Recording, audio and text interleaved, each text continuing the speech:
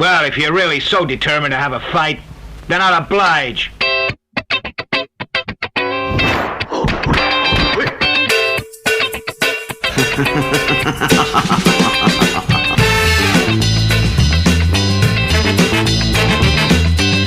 Hello everybody listening to this around the world on YouTube. My name is Ben Johnson and I am the host of the Kung Fu Movie Guide podcast. Thank you all so much for listening to this conversation from our archive. The conversation you are about to hear was originally released on the 20th of April 2020. It features my conversation with Gareth Evans, the director of The Raid 2, Apostle, and the co-creator of the hit British action crime series Gangs of London. This conversation was recorded in person here in London prior to the UK government's coronavirus lockdown restrictions. Remember, you can subscribe to the Kung Fu Movie Guide podcast right now, wherever it is that you get your podcasts. That is the best way to make sure that you never miss a brand new episode. Since launching in 2016, we have spoken to some of the biggest names from the world of martial arts action movies. You can listen back to all of our previous episodes via your podcast provider and via our website, kungfumovieguide.com. That is also where you will be able to read the latest martial arts movie reviews and information, sign up to our monthly newsletter, donate to the Kung Fu Movie Guide, and find ways to contact us. If you would like to get in touch, then please do. We do love to hear from you. We are on Facebook, Instagram, and Twitter. I will be back at the end of this conversation to sign off properly, but until then, here we go then. Here is my conversation with the great Gareth Evans.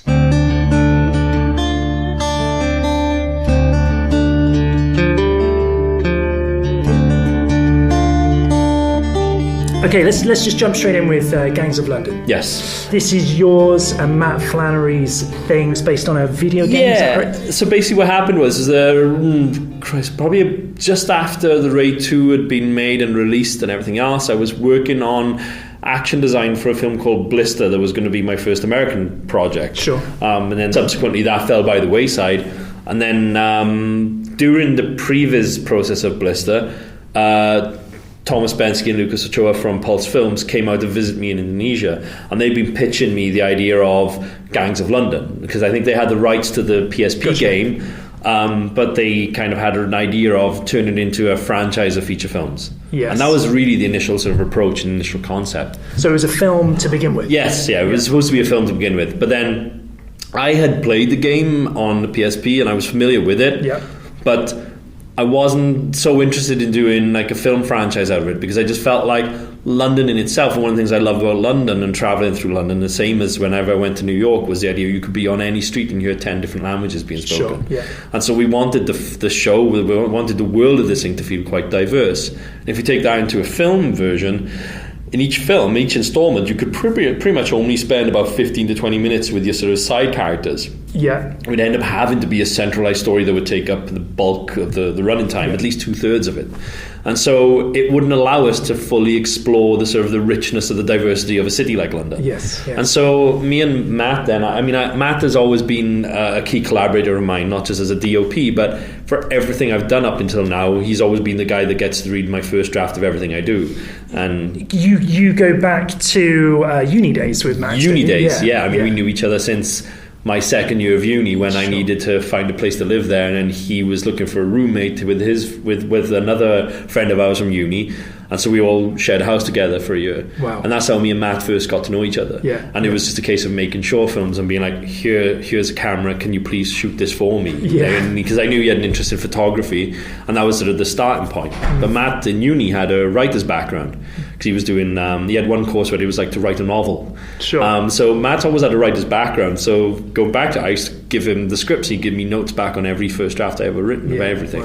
And so when it came to this project, I said to the guys at Pulse, this shouldn't be a feature film franchise. This should be long form narrative. There should be a TV show, so that we can have episodes that shift the focus away from the central characters and focus more on some of the side characters. That we can explore the diversity, the cultural backgrounds of different characters more thoroughly than we would in a feature film landscape. And they seemed really game for that. And basically, I had a concept for something that I was planning to do out in Southeast Asia before, but in Southeast Asia, especially in Indonesia, I would never get the budget to do this kind of show I wanted to do. Sure. And the concept for that was the idea of you're in somewhere like, Jakarta or somewhere, and this mob boss who's kind of ruled the roost over everyone and has kind of like held the peace between different factions of different people, whether they be from Malaysia or Singapore or from Thailand or from Philippines. So we could have all these different gangs cobbled together. And it would start with the funeral of that mob boss that maintained the peace. And then what would be the fallout of that? What would be the power vacuum that would emerge as a result of the death of this king?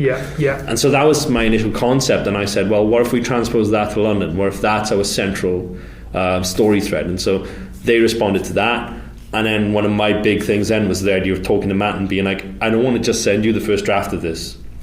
I want you to be part of it. I want you to be engaged in the storyline and with me, figure out what we're going to do with the characters, the emotions, the family dynamics and everything else. So we both collectively came together as co-creators on the show there. And so we got to work and started. The very first thing we did was built a family the map of a family map sort of thing. And then we put one of those up on the wall, and we were able to say, right, these guys are going to be in charge of the heroine, these guys are in charge of racketeer, and these guys are in charge of, and then we started to delineate and look for where the factions would be, where the rivalries would exist, what were the relationships, who could be siding with who could form an allegiance and an alliance, and who could be at each other's throats. And that was sort of really helpful then to sort of structure the overall thing of it. We wanted it to have enough that grounds it in reality, but we didn't want it to become something that would have the sort of shoulder the responsibility of being a social statement. So that was something we weren't keen on. Because we knew that what we were going to do was take these blistering action set pieces into sort of like the realms of sort of heightened reality, a little bit of fantastical sort of elements to them.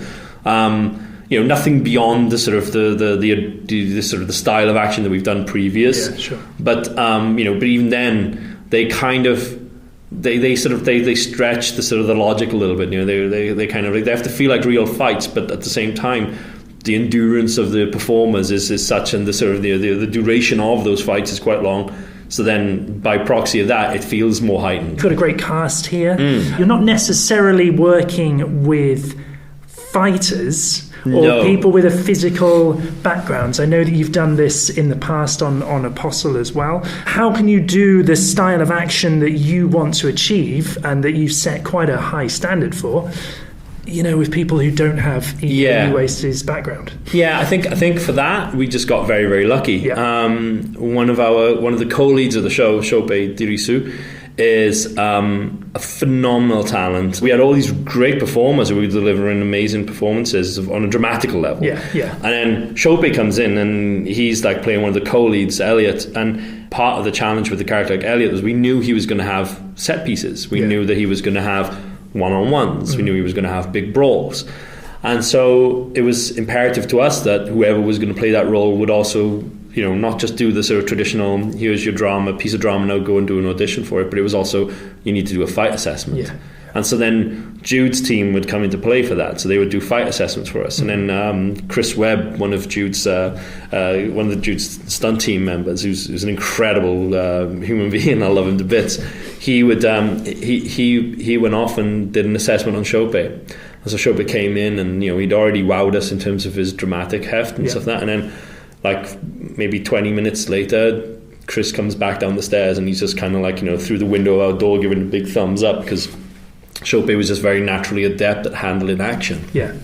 And so, whenever you do anything like this with someone who's predominantly an actor first, you start to look for it. It's the same like when we had with Julie for the Raid 2 and this Hammer Girl.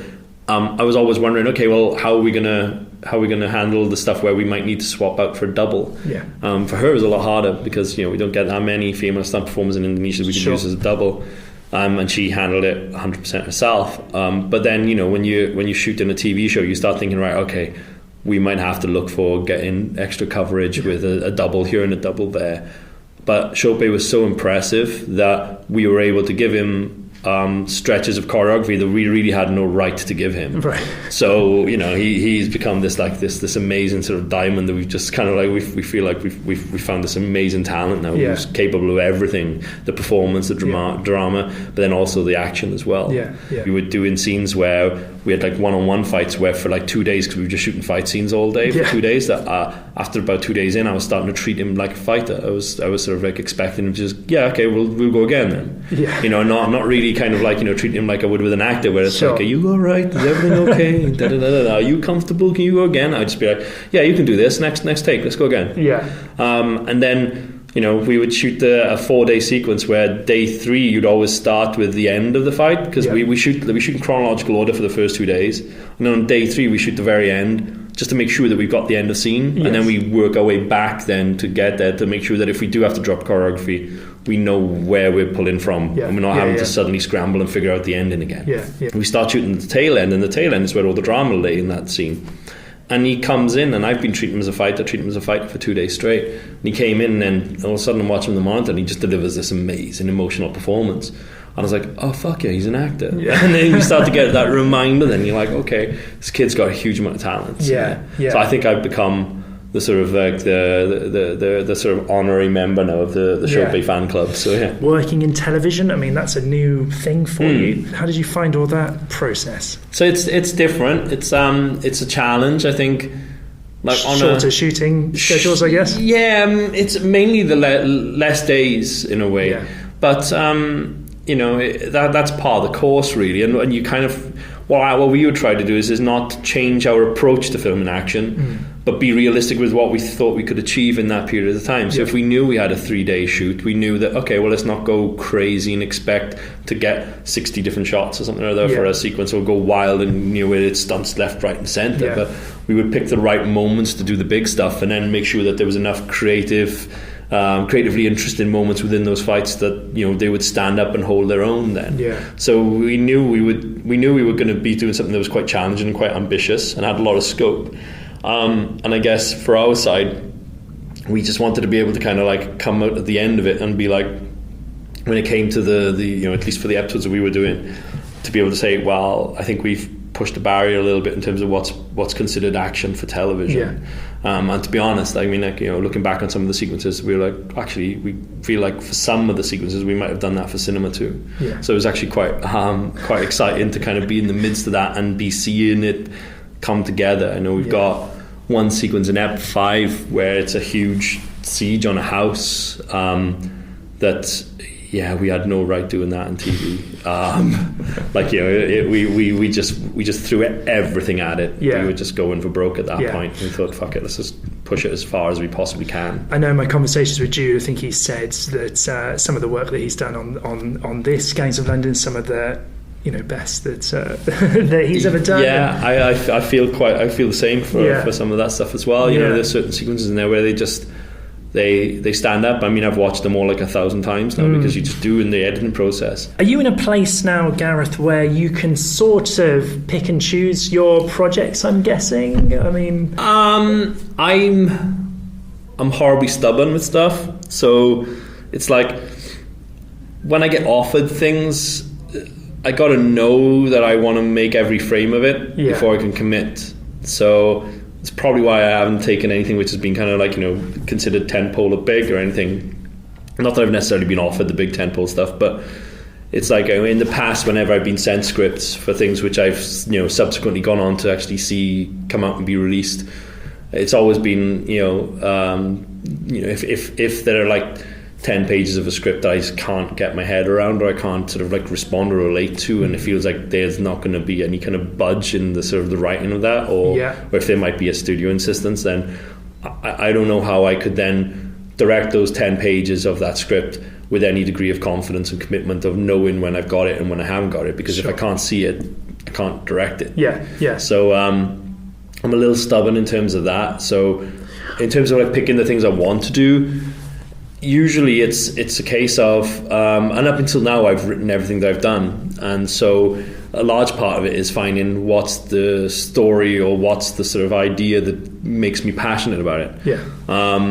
So, you know, with Apostle, which was like a massive departure in terms of the stuff I've done in the past. Absolutely. It was partly a conscious decision of wanting to come back and do something that was different, play within a genre that I felt I had some experience with before, having done the short film for VHS 2. So dipping my toes back into horror was quite fun. And then also the opportunity to play within a different sort of visual landscape, something that wouldn't be necessarily sort of, you know, the concrete of the city, and also to play with tension in different ways, and not for it to just be about, oh, here's another set piece coming up.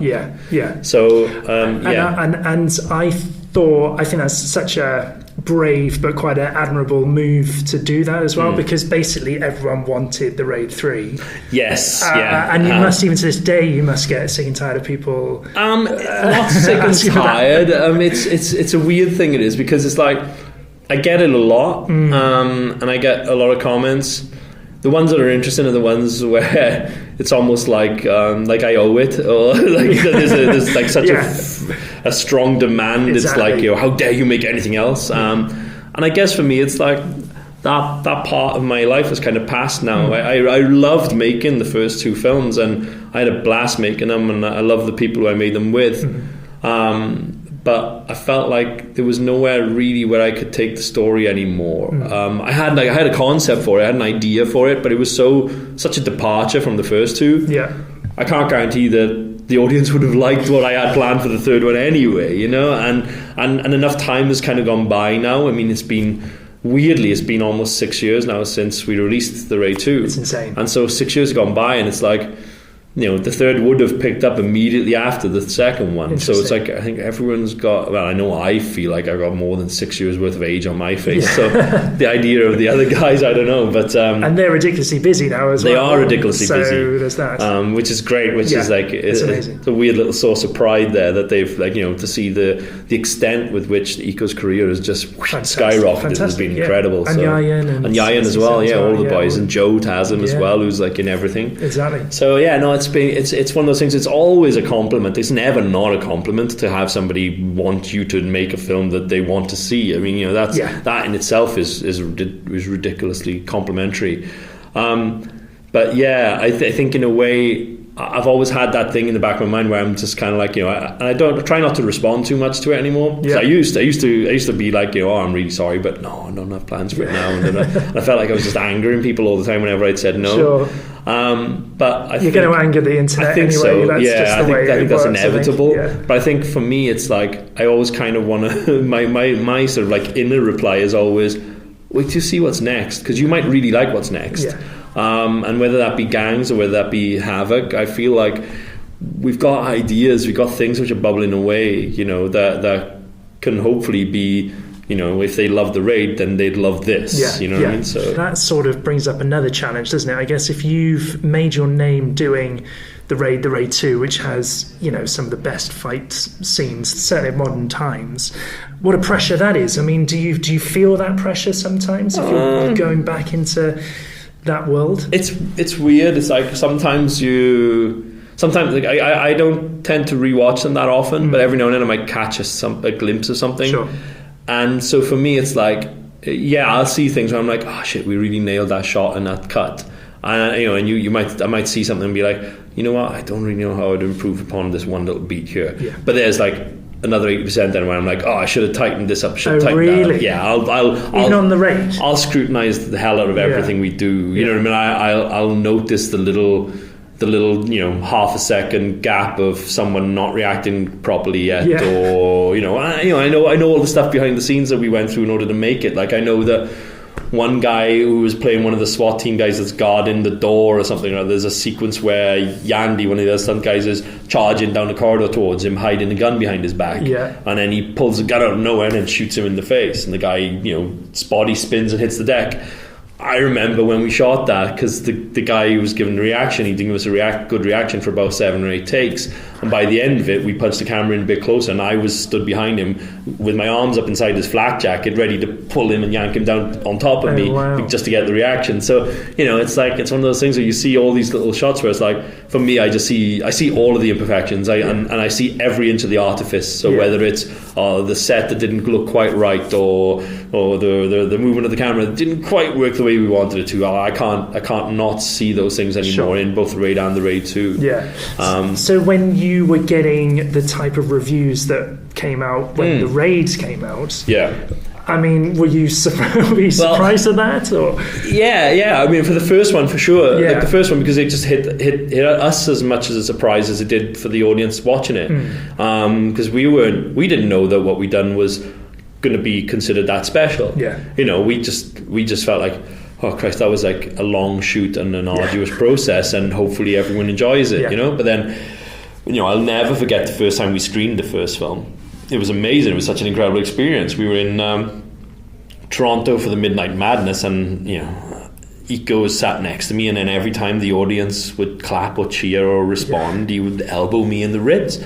And by the end of the film, I don't think I had a rib left, because he just kept elbowing me the entire time. He's got some tough elbows as well. He does. Yeah, one person you don't want to elbow you in the ribs is Iko. But I mean, it was me, Iko, Matt, and Joe Taslim. We were all out in Toronto at the time, and you know, we spent the entire night just trawling through Twitter, just reading people's reactions to the films, and we just couldn't get enough of it. We went to bed till about 4 or 5 a.m. We just couldn't believe what was happening. You know, it's such a privilege anyway to be able to call what we do a career, to call it a job. It's absolutely insane. It's like, you know, I said to someone the other day, I said, you know, it's like I'll sit down in my lounge room, you know, in my kitchen with the laptop on the table, and then I'll just decide somebody is going to say something or walk somewhere or do something, and then I'm going to convince someone else then to spend, you know, a huge amount of money to employ hundreds of people to go ahead and then make sure that place I wanted him to be in exists, and then we're going to document an actor pretending to be that person who's then going to say that line. It's ludicrous. It's absolutely insane. And then not only that, but it's like we're going to then expect people to want to watch it. It's such a bizarre job. It's such a weird career, you know. Yeah, for someone like yourself, who, you know, you're there in the process right at the very start. Yeah, that to you is crucial. Would you say, to have that level of involvement right from the blank page? I think for me, yes. I just don't really know how to do it any other way. It's the same when it came to the idea of, I'm going to start making martial arts films and action films. Like, you know, initially when I was in my sort of like late teens, early 20s, I thought, I might make European art house films. Like, I was more interested in those films. I was more interested in, you know, Japanese sort of like, you know, dramas and sort of like, you know, pretty extreme stuff like with, you know, Kitano Miike and things like that. But I wanted those more sort of like, you know, obscure films. And so I never thought I'd be doing, you know, cool popcorn action films and stuff, you know, martial arts films. Like, that wasn't really on my plan. And then it came to me, and then really the approach that I've taken for all of those films came out of a fear of failing at them. So the previous process, and then designing the action the way we do, where we design it within an inch of its life, figure out the shots and the edits before we even step foot on anything called production, was essential. It was a safety net. I learned a lot by watching a lot of the guys who were doing, like, you know, YouTube channels and stuff like that, and doing their own independent action stuff. I learned from what they were doing in order to kind of attribute that to whatever I was going to make out in Indonesia. And really, that was the sort of the learning curve. Was just going out there and just practicing it. I made a lot of, I think we made about 2 or 3 little test fight videos that we've never ever released online with Iko and some of the guys, where it was like literally me learning how to, first of all, operate this ridiculously large camera that we had, and then, you know, having the guys all turn up in the gymnasium. We just shot a couple of fight stuff, bits and pieces. You know, Yayan looks very, very different back then. He was super young and fresh faced. And then we did another one in the underground car park of our office, where we shot down a different camera again. But it was an opportunity to kind of, you know, to learn and not worry about failing on those, because they were just really cheap and cheerful. You know? You're still in touch with Iko, and we just spoke to him yesterday. You know, we talk every now and then, not as often as I think either of us would like, but you know, but it's that thing of being in a totally different country and different time zones, and then you know, every now and then I'll catch up and I'll be like, how was such and such project? You know, or congratulations, I heard you doing this project. You know? Normally it's him doing all this other stuff you'd already been in it. And he's like, what are you up to? And I'm like, you know, I'm just writing. You know. But no, it's good. I chat to Iko and Joe quite often and stuff like that. I chat to Yayan every now and then. Obviously, I had Yayan and Cecep come over at one point a couple of years ago when we moved to UK to do a little short film. We did little tests of some stuff. Great. Just to play with PG-13 action for something. But you know, it's good to kind of hear from them and see what they're up to and everything else. So. Do you foresee a time of working with them again, do you think? Yeah, I'd love to. For sure. I think me and Iko are always kind of, I think almost every single conversation we have whenever we do talk, because sometimes it might be like a month or two where we don't talk for a bit, and then we'll catch up and then we'll be like, oh shit, how are you doing? I haven't spoken to you for a while. How are the kids and how are the family? And then I think every time we end our conversation, it's always like, oh, we should work together again. Yeah. I got this story, and then he's like, oh, okay. How's it going with the story? I'm like, yeah, I'm gonna write it soon, but I haven't written it yet. And so that was even true of yesterday when I spoke to him last. I was like, I got the story, but I haven't written it down yet. I'll get onto it. I'll get onto it. And I do have a concept. I do have a thing that I'd love to do with him. It'd be very different. It'd probably be more of a period set thing. So I think I'd love to do that. I haven't tried that in terms of martial arts, to be honest. If I'm going to do full-on martial arts film, I'd love to do something that was more period set as opposed to something contemporary again, because I think I've done that 3 times now. So I wouldn't mind having a bit of a different challenge in that respect. You're from South Wales? Yes. What was your childhood like? Amazing. Loving parents, very supportive. Never, even though when I was really, really young, I wanted to be an actor. And then I realised very early on that I can't act. And so then I started writing and, notepads, just writing little scripts down, not really knowing how to format a script, or just writing it down. And never had anything other than encouragement from my parents. Thankfully, we didn't have a video camera. So there's no existence of anything that, me and my friends were planning to do at that time. Because we were going to do remakes of things. We wanted to do remakes of Fist of Fury, of Big Trouble in Little China. All these things. And we were like, it was always the same thing. We just get together in my back garden or somebody else's back garden and then just, pretend that we were Bruce Lee. So I put on my plimsolls and vest and black tracksuit bottoms, and my mate would pretend to be the sort of the German guy with the curly hair. So we would do all of that stuff. And then, but I just, grew up gradually. I didn't learn to drive for a long time, so when I was like 17, 18, I never really asked for like, oh, can I get a car? It was, can I get a camera? And that was the first thing I wanted. So I remember getting my first VHS-C compact VHS camcorder, and then just being able to suddenly shoot things and just film whatever the hell I could find and whatever I could. But I didn't have any way into the industry. So uni helped with that. But you were into martial arts films? So every Saturday, or every other Saturday at least, would involve a trip to go and see the local rugby team, Neath, play rugby. My dad is a massive rugby fan. But my dad's also a huge fan of cinema. And my dad introduced me to world cinema. He also had an appreciation of of Kurosawa and of some of the martial arts films as well. So not as big a fan of me as me when it comes to martial arts, but he introduced me to them. So every Saturday would be, on the way to the rugby, would be a quick stop at the video shop. And then we'd get to pick 1 or 2 films for the weekend.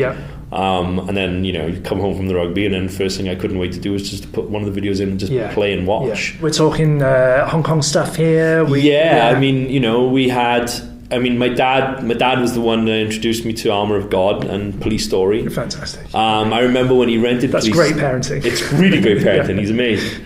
I remember when my dad first rented Police Story, I didn't know there was a Jackie Chan film because he just popped into the video shop. I had to wait in the car with my mum. And he came back, and back then, you wouldn't get the actual case. You'd get, the video shop case. That's right. And then when I opened it up and it said Police Story, none of that screamed Jackie Chan. I mean, I just thought, and I remember saying, I don't want to have an American action film, Dad. And he just knew that it was a Jackie Chan film, but didn't tell me. So he was like, no, it's my choice tonight. And so off we went to the rugby, and then I moaned probably the entire way through the game. Came back and he was like, right, should we watch Police Story? And I'd be like, no, don't want to watch it. And he knew, and so he just put the tape in and he said, come on, sit down and watch it with me. He pressed play, and then all of a sudden that became then the boom, boom, boom, boom. I was like, wait, it's Golden Harvest? And I recognised the logo immediately. And then when they said a Jackie Chan film, that was it. I was just like, I couldn't be more attentive to the TV then. And I think after watching that was like a life-changing viewing. That film just blew my mind in terms of, oh my god, action films could be like this. Yes, yeah.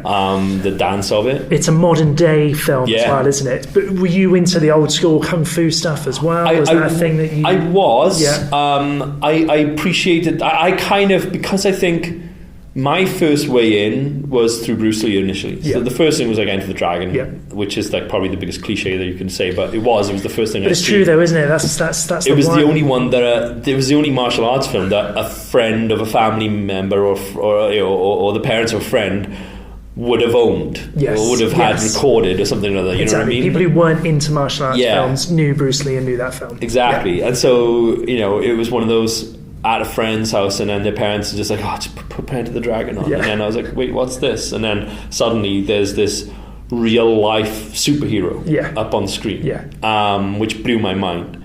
But Enter the Dragon was still contemporary.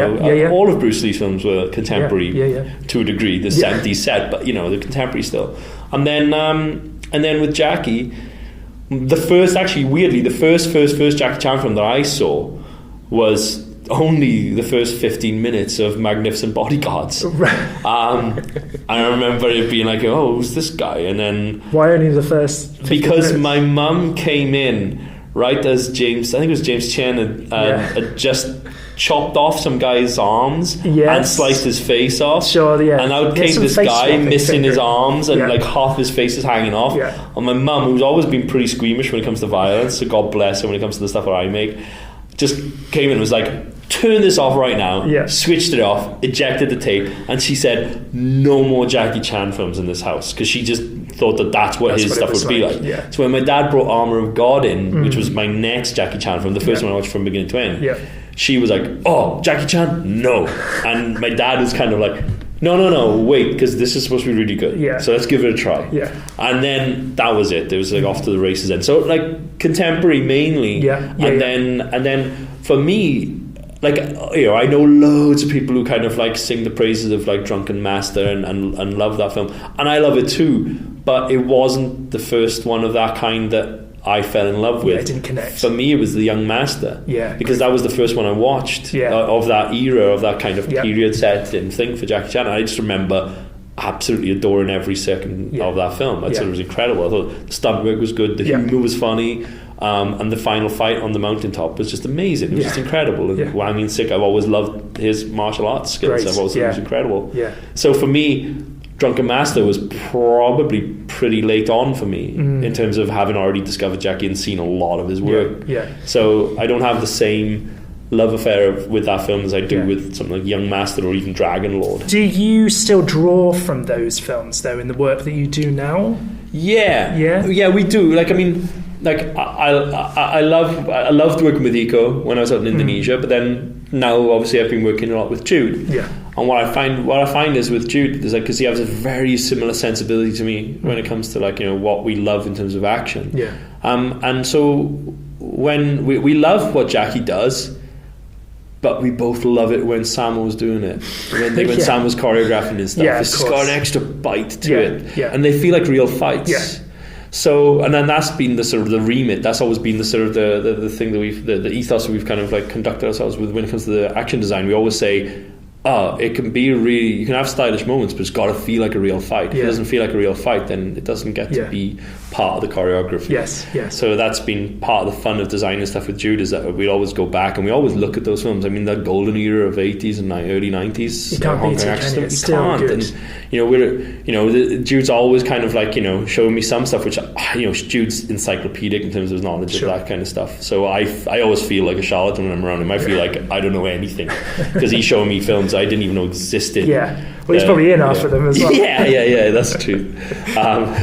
We found a lot of that's the one fun thing as well. It's like it was all of his mates who like still like Mike Leader and stuff out in Hong Kong. Every now and then they'll just send me this weird picture of Jude in some terrible commercial, some commercial that he did, and then I get to forward them to him and we just take the piss out of each other all the time. Then there are three steps which kind of made me realize I wanted to do something to a film. I knew I had to do it. Was the first time I saw Boogie Nights was in the cinema. There was the scene with Alfred Molina when they were doing the drug deal with the kid walking around setting firecrackers off. And it was so intense that this audience that had been laughing throughout the film and enjoying it and feeling like you're in this sort of like party environment, this atmosphere. Suddenly in this one scene, while Jesse's girl is playing on the cassette and all that, everybody was just silent and on the edge of their seat. Yeah. And I remember it was this weird moment where I hadn't noticed it before in any of the film, but I was just sat there and I just suddenly became really aware of the power of what this film was able to do to a collective group of people. There's probably like 300, 400 people in that screen, and we were all experiencing the same thing, where we cared about the characters, we've been dragged into this story, and now we were sat there on tenterhooks waiting for something to happen. Yeah. And I just remember thinking, oh my God, I want to be able to make people feel that way about something. Yeah. And there was just a subconscious thing at the time. Then fast forward probably like a year or two, and I remember being in uni, probably second year uni, and then on TV they screened Full Tilt Boogie, the documentary making of From Dusk Till Dawn. Yeah. And I'd never had an insight into what a film set was like. Yeah. No clue. So suddenly I was like, okay, well this is what making films is like. Oh wow, I quite like this sort of this social aspect to it.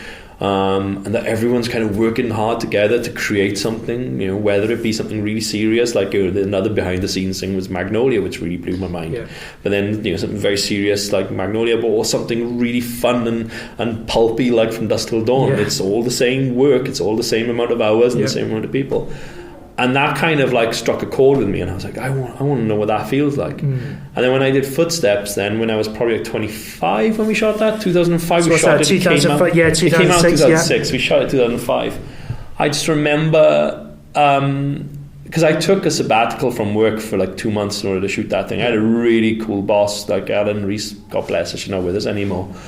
And she let me have time off from work. It was called Aken. They used to do sort of like Welsh language CD-ROMs or videos and online courses. You speak Welsh? That. Unfortunately, I know I do not. No. I do want to learn it. I really feel like not like a personal pressure to do it. I just really want to. There's something about being away in Indonesia that made me, more in touch with sort of like my patriotic side. But you have a thing with languages, because wasn't your first short film was in Japanese? So that was that was because I was just obsessed with Japanese cinema, and I used to run a website. I used to do reviews for Japanese cinema called jpreview.com. Great. You might have, They were the best. Still out there? No, the site's defunct now. Sure. I might have the entire website on a floppy disk somewhere. So long ago it was, it was in its infancy. They weren't the best written reviews in the world.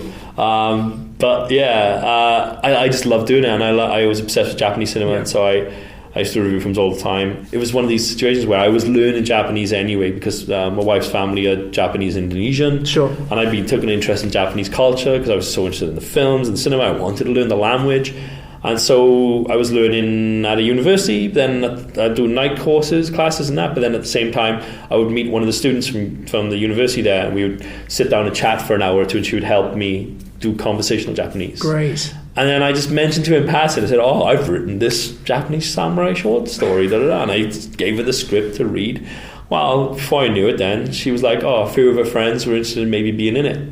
And I was like, I didn't know I was going to make it. Yeah. And then so suddenly it was like, I'm never going to have this opportunity again. Yeah. So it was get the script translated into Japanese, get the cast, all like Japanese students who just happened to be based in Cardiff, thank God, a lot cheaper.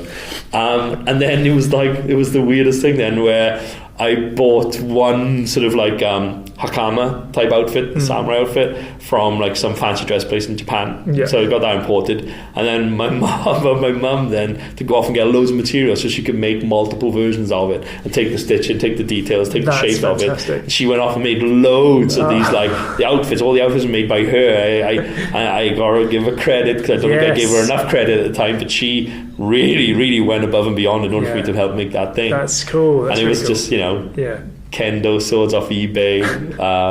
But really, that's a warm-up for once you're in Indonesia and the translating, and then getting, obviously making the 3 films you made there in Indonesian. Yeah, it's a weird thing, because it was like, with the exception of Footsteps, every project then, from like the short film before with the Samurai one, and then Merantau, the Raid, and the Raid 2, and then parts of VHS 2, because some of that was in English, but parts of VHS 2, my script, everything I'd written was being read back to me in a foreign language. It was the weirdest thing, because it was like, it's you kind of you listen for that intonation, and you're almost like the scripts are almost like the subtitles then. So while I'm watching the performances on the screen, I had the benefit out in Indonesia of having a great assistant director named Pluntong, who was like in charge of all the fighters. He's so much fun. Like, he's crazy. He's absolutely crazy. But he'd be great with the performances, and he'd be great at sort of like working with the actors with me. So he knew what I wanted, and then he would go off and give them those notes. I lent on people a lot out there for that. But I think when it came to something like the Raid 2, then for a lot of the actors, by the time we got to the Raid 2, a lot of those actors, they were all fluent in English. So like Oka, Alex, Julie, Iko at that point had really good English. But then also, you know, in respect of that, Arif as well, but in respect to that, my Indonesian was starting to get better. And weirdly, the Indonesian pushed the Japanese out of my head. So now my Japanese sucks, but my Indonesian is better. Pretty good. Well, it's been about 6 years now since I've needed to use it. So maybe it's not so good anymore, but I'll find out. You went out there on an assignment. You had a job there to film a documentary. Is that correct? Yeah. So I mean, no bones about it. I think the project came as a result of my wife, really, because I was working on... Your wife is from Indonesia. From Indonesia, and basically through her contacts back in Jakarta, she knew that what I wanted to do was filmmaking. And after Footsteps, which was, you know, small independent, low budget film, didn't really, you know, set the world alight. She could see me kind of drifting back into the sort of the comfort and security of what I was doing for my 9 to 5. And then this opportunity came up where they were looking for somebody to direct a documentary. They wanted a foreign eye, and that it was to do with martial arts. And back then, it was like, well, you're kind of into martial arts, aren't you? You're kind of interested in that. And I was like, yeah, I mean, I grew up watching a lot of kung fu movies, you know what I mean? And I kind of sort of practiced a little bit before, but not much when I was a child. And then when it came to the documentary, it was almost like it was offered on a plate. So I think I got very, very fortunate with that. So I think it was like a lot of it was through who you know. But it seems like it was almost destiny in a way. I when I look back now on the sort of the steps that led to me getting to where I am now, so much of it is just like if I hadn't, you know, if me and my wife hadn't met, you know, then I wouldn't have really known anything about potentially Indonesian culture to the degree which I know it now. And so I went out there to do that documentary, and she was my production manager on it. So she was kind of like helping run the ship. Matt came out to help operate one of the cameras. I operated the B camera, he operated the A camera, because he's better at it. And he's continued to be better at it, thank God. Oh, he knows that anyway. And we went out, and it was a 6-month job where we went out, we recce'd, we researched, we shot for like 5-6 weeks, traveled to 5 different parts of Indonesia, which was fascinating, to go to Sumatra, to go into Jakarta, to go into West Java, Cianjur, and all these amazing places, and meet these incredible people that their lives had been touched by Silat in some way. You know, it wasn't purely about the martial art, you know, as a self-defense or a philosophy. It was about how it can function in society as well.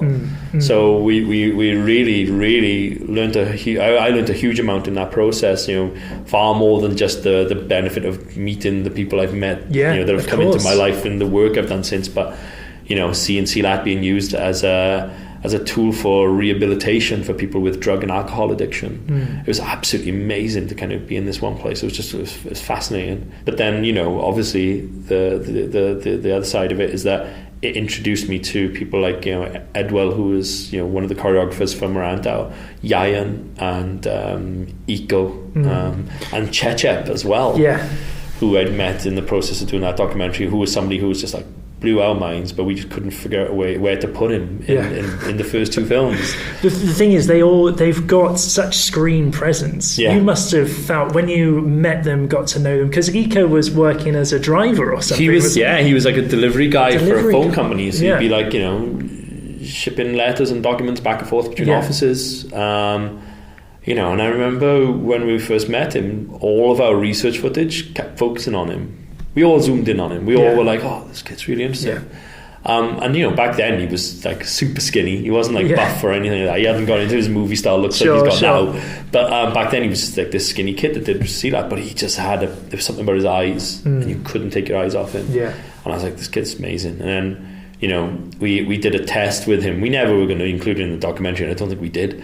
But we just spent an afternoon shooting with him, where it was like, we're going to just film you driving your car. And then we're going to take you can take us to your office, you're going to walk us through there, we'll just film you as like observational stuff, so just keep a straight face, just pretend like you're doing that, and take your seat at your desk and just do what you would normally do. And while we're filming him, obviously what you don't see is behind the camera all of his mates are kind of ribbing him and trying to shout and make him laugh, and he kept straight, and he kept a straight face, and he was focused, and he was like really like he had a focus to him that you don't normally see. And so I remember saying to Maya, I was like, this kid's got an amazing raw potential here. I think we could do something with him. I think we could do something that's really good for the martial art as well as him. And so that led us to do Merantau then. On TV, Sealab was basically some mystical bullshit thing where it'd be like people jumping up and turning into a panther or or shooting fireballs and stuff like that. And it felt disrespectful. Our first announcement that we were going to do a Sealab film was derided. It was because it was seen as nothing to be taken seriously. That was in Indonesia. Yeah, in Indonesia, and some people didn't like the idea of a foreign filmmaker touching something that was close to their culture. I guess they thought I'd be disrespectful to it, but I just looked at it, how much more disrespectful could I be compared to the way the TV had treated it. Also, I was Dutch back then for some reason. No one could say Gareth or Wales. I was Gerard from the Holland for some weird reason. I don't know what I was about. Colonial thing, I think. And then so I kind of we set it up, and we worked very much under the radar. No one really took us seriously. So we took it seriously, but nobody else took us seriously. And we just went off and made this film. And then when it came out, Merantau didn't do a huge amount for us on an international level. I know there were fans of it. I knew you had a release here and a release in the US, and that people kind of responded to it. And we definitely rode the coattails of like On Back in terms of being able to be considered like, here's the sort of the next place in Southeast Asia which can do martial arts films. But locally it actually got received quite well. Like, it didn't blow the box office wide apart like we hoped it would. But people were very pleased with the film, because I think at least in the Indonesian cut, because in the international cut's about 25 minutes shorter, and in the Indonesian cut, there's a lot more, and a lot more of that is front facing. It's like it's all in the beginning, the first 30-40 minutes, where we added a lot more cultural elements in there.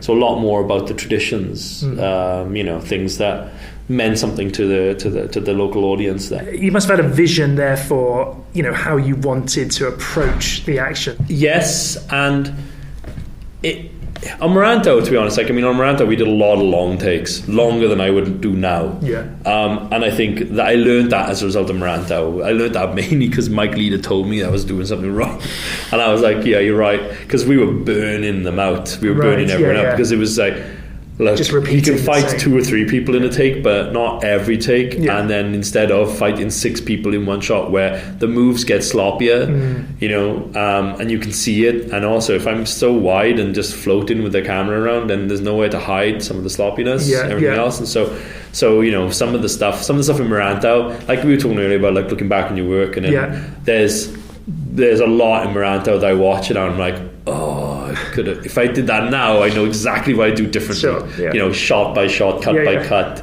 the methodology of it, and stuff like that. When we designed the choreography, I spend time with them when they're designing it, so I want to know the method behind everything. I want to know why are you going for that wrist block there? Tell me why, so I can see if there's something about your body shape or body movement that's interesting for me on a visual level that I want to capture with the camera. So I need to understand it to that level and that degree, so that I can be like, okay, so why are you doing this? Right, okay, so if the camera's here, I can see that, or I can see now that you're going to notice that his leg's going for you, and that's why you've blocked it. Okay, now I get it. If I understand it from that level of detail, then I can now show you, who is not in the room with me for 6 months figuring out, but I can show you something that feels like you understand the fight. Just the other week I was with Jude and Chris, and we were just sitting around chatting, there's a piece of choreography in the Raid 2, right? Yeah. That I knew was hokey when we shot it, but they have flagged it up every single time, which is there's a bit in the warehouse where Iko's got all these guys chasing after him, and he's fighting, he's driven a car through there, and all this shit's happened, and then he gets up and he picks up these 2 empty water, what do you call them, the water jugs you get, like, the water cooler jugs, the 2 empty ones, and he grabs, he just like hurls them at these guys who are coming at him, just to kind of get him to disperse a bit, right? And what happened is one of the guys who gets like clattered with one of them, then he was supposed to get clattered, but then Cecep still chased after Iko, so that Iko could then pull a big wall of shelf units on top of the 3 other people who were coming there. And that was supposed to be the thing that took him out. But for some reason, this guy acted like he got knocked out by this empty water cooler thing, the jug. And so ever since then, they've always taken the piss out of that one piece of choreography. So if we are walking past anywhere and there's like an empty water cooler, the 2 of them are always like, whoa, watch out, yeah. Those things are dangerous, those things are lethal. The Raid was a sort of means to an end. Is that fair to say? You wanted to make the Raid 2, what turned out to be the Raid 2. Yeah. In order to get the financing for that, it was almost, we can do this other project that will hopefully get us to that movie that we want to make. Is that? Yeah, it's pretty close. It's pretty accurate. Yeah. What happened was the Raid 2 in its very first incarnation was going to be a juvenile delinquent school film. Right. So it wasn't a prison movie film. Okay. It was a juvenile delinquent school film where the kid from the school had been recruited into the mob. Right. And he was just an ordinary guy. He wasn't an undercover cop. None of that going on at all. And then what happened was that film we could not get made for love nor money. We could not afford to do it. It was too big a budget. This was after Merantau. After Merantau. After Merantau, and I'd written this thing, and it was just called Barandal back then, which became the subheading for the Raid 2. And then one of the investors, this private investor, Irwan, as I call him, lovely guy, runs a time watch shop in Indonesia, and he was very supportive of us from the beginning. And he just came out and he said, look, I can't justify spending that much money, but here's what I'll spend. And he gave me a number, and then he was like, if you've got a film that you can make which would come in at that number, then let's talk then. And that was incentivized me then. I was like, okay, give me a minute, give me some time, because I knew I didn't want to change Barandal that much. So I still wanted to make it as it was. And then what happened was I started writing this other thing then, and that was the Raid. And I was a big fan of Assault on Precinct 13 and Rio Bravo. And then I took a look at Peace Hotel, which was the Chow Yun-fat film. I was like, well, what if this was a high rise, and what if it is off limits to the cops? And this SWAT team go in there and they need to infiltrate because they need to take the boss down, but then they get locked in. And I was like, that's fun. And I remember thinking, like, we can make that quite cheap, because then I can keep that all in the studio space. It's a single set. And we can build a corridor set, and then we just change the numbers on the doors. And that's 6th floor, 7th floor, 8th floor. We went back to him and said, this is what we want to do. And he was like, all right, cool, go ahead and make it. And I was like, all right, great. So we went off and started making the Raid. And in the process of making the Raid, I think we were probably like about a month or 2 into the making of it. I might remember this wrong now. I might have been doing the writing process, but I'm pretty sure it was when we were shooting it. That at one point on one day I was looking at it and I was like, that Barandal script would probably be better if it was the guy was an undercover cop. And then I started like tweaking that script, and I was like, what if this was an undercover cop, and then what if it's this cop? And then it was like, and then I started to realize, so then when we were shooting the Raid 1, then I started tweaking the end script. So then Tama's last speech to the cop was mentioning about Reza and a few other corrupt cops who were superseding Wahyu. And so I was able to sow the seeds in and be like, so that guy Reza, who we mentioned in the first one, was intentional, and now he's going to be this dodgy cop in part 2, and Iko's character is going to come out from there, and they're going to wash that thing clean as if nothing ever happened. And in order for him to be able to infiltrate the real corruption, which is the police department. And so that became like the leaping off point. And then so I knew then that once we finished shooting the Raid 1, I would then be going straight in and starting to retrofit the script that already existed. And probably, to be quite honest, I probably threw away about 60-70% of it. The feedback on the Raid, I know we touched on it earlier, I love the review from Bradshaw in The Guardian. I don't know if you read that one, 5-star review. I'm a horrible sort of like do you read those reader. things? I read them all. Yeah. It's a weird thing. I read everything, which is really annoying because it's such a cliche to say it, but the good stuff stays with you for about 5-10 seconds. The bad stuff stays with you for weeks. Right. It's awful. Yes. It's the worst. He compares you to Park Chan-wook, Quentin Tarantino, John Carpenter. Fluent, muscular, uninhibited. Just across the board, The Raid is sort of held up as it's a modern martial arts classic. You made a classic. It's weird. It's a weird feeling. It's like you know, I hear the names of those 3 directors and just feel like, maybe in 20 years' time I might reach that level. That's how you feel? Yeah, I mean, it's that thing. I've always felt like it's that thing. It's saying like when I said about, you know, feeling like a charlatan because Drew does an encyclopedic knowledge of Hong Kong cinema. It's like, you know, if I'm ever in a room with another director, I'm just painfully aware of all of my artifice, and it's almost, I feel like I'm an imposter in the room here. It's a weird feeling. It's like, you know, none of us expected the first film to get the reaction it did. So it's really humbling to kind of see the traces of it still now in certain films. It's still referenced. You know, we want this bit to be like The Raid. There's a remake of The Raid happening, which I'm sure you're aware of. Yeah, allegedly. But it's changed its name now, hasn't it? Yeah, as a fascinating turn of events. We'll see. I don't know. I mean, are you involved in? No. In all fairness, Joe and Frank, when they were first on board to do the official remake of it, back when it was official, they were very polite and called me up for their blessing, and I was like saying to them, guys, I mean, you know, I as a fan am excited to see what you bring to it. Because for me it was like, it's the framework for, you know, inventive action set pieces. You know what I mean? You know, it's not Shakespeare. It's like it's an opportunity for people to go absolutely crazy with it, and you know, you can come up with all sorts of different things. I know there were things that we wanted to do on the first Raid that we just couldn't because we didn't have the budget for it. Or ideas and little stunt set pieces that I was like, oh, we could do this, and then it comes to the realization of what that costs, and then you're like, maybe we do it a bit smaller. But you know, for Joe to kind of go off and do something like that would have been incredible. So you know, I don't know what they're going to do next. I don't know how that's going to turn out. It's an interesting approach, but we'll see. Did you think when you were making The Raid 2, this is probably the end? What was your thinking there? The Raid 2 was like, in the most selfish, self-indulgent way possible, it was the one time where I got given sort of the keys and just being told to do what I want. Because no one was really going to sort of like step in the way of that one, because it was it was my own production company, so it'd be me to tell me no.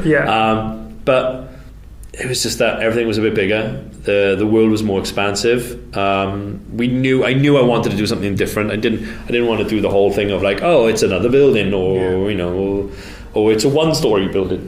No, you know, I knew it had to be something very, very different, and so we decided to expand the story, expand the action, the scope of it, and where we would take it. So out in the streets, vehicle work, shootouts, all of that stuff we wanted to throw into there. The car chase. The car chase was, that. Thank God for Bruce Law. What an amazing team he has, and he brought a lot to it, and executed everything to a T for us. You know, we had a really great experience working with him. And then, you know, but it was that thing of, how do we do something different? Because we couldn't do like a Fast and the Furious type car chase. You know, we wouldn't have the budget. You know, I saw one Fast and Furious film. It was probably the one with Joe in it, where I think somebody rode a tank over like 7 cars in the space of 5 seconds, and I was like, shit, we didn't have 7 cars for the entire sequence. I think we had 6 total for that whole sequence, where if one got trashed, the next one would come in, and then if that one got trashed, that's it. So, you know, we were on tenterhooks every single day of the shoot for that stuff, you know. And so doing a car chase was nerve-wracking, but thrilling, and we had to find our way to do it. We had to find a way that we could do what we would normally do, find those little camera tricks. We do a lot of camera tricks to hide the more gonzo feeling stunt elements. So we make it look a lot more dangerous than it actually is. When a car, smashes straight into a brick wall and then the guy's body flies through the break-in windscreen and lands on the bonnet, that's 4 shots stitched together. It's a car smashing into a wall where a guy's belted in as tight as he could possibly be with all of the sort of roll cage stuff going on in there. Then the camera's locked off, and then we break the window open and then just throw silicon glass at the bonnet. That's another element. And then the third element is a stunt guy then who's just stood on the seat and then throws himself through the hole in the windscreen and lands on the bonnet. And that's all it was. It was just like, but when you're watching on a run, you're like, oh my god, did that guy smash a car and project himself out? And with the sound as well, you use sound so well in your films. And that's down to Fajar and Oggy, the boys who did the score and also the sound mix for those films. I mean, their attention to detail, and we kept pushing them this and then. Obviously, the guys at Skywalker who did the sound mix actually for the Raid 2. It was such a great attention to detail on all of those things that it just all comes together, and I wouldn't, I think one of the unsung heroes as well is Andy Novianto, who's my VFX guy out in Indonesia. He has like saved us so many times just by pulling things out of the bag all the time, where it's like, I'd be like, I'm so sorry, I haven't got any tracking markers, but here's 4 shots, can you make them all look as one? And then he's like, I told you to put markers on. I know, but we ran out of time, or we couldn't be bothered to do it. Can you just fix it for me, please? And Andy's fixed it so many times for us. Like he's been an absolute trooper and an unsung hero across all of those films and everything I've done with him. So you're quite a humble guy. Sometimes. But what keeps your feet on the ground? Friends and kids. I've never looked to make the move out to where the industry is at all. So when I remember saying I was going to leave Jakarta, I think my agents were all kind of excited about the prospect of, oh great, so when you come in here, I was like, I'm not going to go to LA. I'm gonna go as far as I could possibly be from any part of the industry. So I went further west into West Wales, and so for me it was like, I'm not even in London, I'm not even in Cardiff, you know what I mean? So I'm a little further away from the industry in that respect, and it just keeps me, I like normality. I've not ever been like flashy as a person. And so I like the fact that one of my close friends, when I showed him the trailer for Gangs, like his first reaction, because he just knows that he can take the piss constantly, he said like, thank fuck it's not like Apostle. That's the first thing he said to me, like, and I was like, oh okay, great, you know what I mean? And then when I did the Raid, it was like, oh thank fuck there's nothing like Footsteps, like the first thing I did. So like it's good to have friends that just don't really care or give a shit about what you do, because they just pull you back down to earth. And it's like, there's nothing we're not curing diseases. There's nothing really that special about what we do. It's just that I get to enjoy doing what I do, and that's do you it, really. fear that if you were to make that step, and maybe will make that step eventually to move out to Los Angeles or whatever, do you foresee a future there where no, not really? No, not really. I think like for me it's like I found a sweet spot in terms of what I like doing, in terms of what I like creating, and as long as I can keep the wheels moving on projects like that, I know where I'm best suited. I know what my budget range should be for the films I want to make and the things I want to do. And I think once I go to a certain level above that, that's when the films stop being the films that I want to give all of my heart to. And I feel like if I start doing that, then that'll be the tipping point then. And it's like, I don't want to ever be in a situation where I look back on 10 years of my career and then think, oh, how did I get to here? Where did something go wrong? Did I derail from the path I wanted to keep? And I guess in a way it's always just hoping that whatever it is that I choose to do next, that there are enough people that want to see that. And you can never really guarantee that, but just try your best, really. Do you see yourself maybe branching off into other genres at some point? I think I would love to do it's a lot of different films I'd love to end up doing at some point. I need to do a family adventure film. I'd love to do that for my kids. Yeah, exactly. So I have not done that yet. So I'd love to do that. I've always said I'd love to do a musical at some point. Going back into action, weirdly, Western. I'd love to do a Western. I think every filmmaker wants to make a Western at some point. But I think I think I've come up with an idea that would be really unique for a Western. So, you know, I said I wouldn't do one until I come up with something that's a good idea for it. But I've been talking to Chris Webb again about a Western idea, and he seems to be quite taken by it. So we're going to develop a little something on that at some point as well. Okay, fantastic. But yeah, we'll look forward to that. Gareth, thank you so much for your time today. Thank you very much. Appreciate it. Really cool. Thank you. Nice one.